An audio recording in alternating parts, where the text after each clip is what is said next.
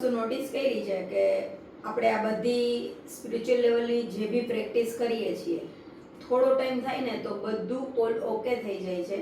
મતલબ કે આપણી જે મિસ્ટેક, આપણા થોટ્સની મિસ્ટેક, ઓલ શ્વાસની બધું કમ્પ્લીટ લેવલમાં આવી જાય છે.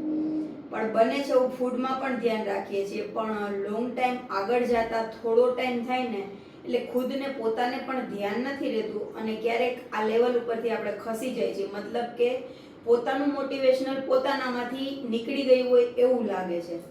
તો ત્યારે આપણે એક સામે કાંઈ બી આવે, માની લો કે મોબાઈલ હોય કે કોઈ ભાઈનો વિડીયો કે કાંઈ બી આવે છે, તો આપણે એમાંથી સાંભળીએ છીએ પણ એ આપણને જે પહેલાં ટચ કરતું હતું ને એટલું નથી થતું. મતલબ કહેવાનો એમ મારો થાય છે કે આ મોટિવેશનલ પૂરું થઈ જાય આપણા શરીરમાંથી, એવો કોઈ પણ દિવસ કે એવો ટાઈમ આવે તો ત્યારે આપણે એને જાગૃત કરવા રિપીટ શું કરી શકીએ?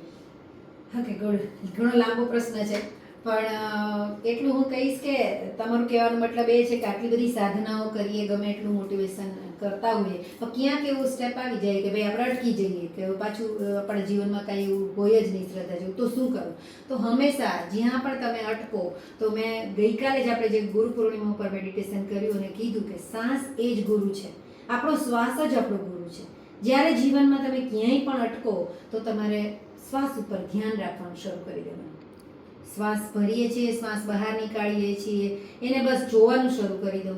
એનાથી આગળ જો તમારે કરવું તો શ્વાસ ઉપર નિયંત્રણ લાવવાનું શરૂ કરો. શ્વાસ ભરીને રોકો, શ્વાસ નીકાળીને રોકો. બસ આવું તમે કરશો ને તો તમારી જે પણ પરિસ્થિતિ હશે ને એમાંથી પાછા તમે ઉભરી જશો, પાછું એ નિયંત્રણમાં આવી જશે અને પાછું તમે પાટે ચડી જશો. તમે જે શબ્દ બોલ્યા કે પાટામાંથી ઉતરી ગયા હોય તો શું કરવું, તો પાછું તમારું જીવન જે છે પાટે ચડી જશે. એટલે માત્ર યાદ રાખો, શ્વાસ એ જ ગુરુ છે, શ્વાસ એ જ ગુરુ છે. શ્વાસ ઉપર ધ્યાન રાખશો એટલે ઓટોમેટિક પાછું જે છે તમારું જીવન પાછું જે છે મોટિવેટેડ રહેશે અને તમે કરી શકશો. Thank you ma'am.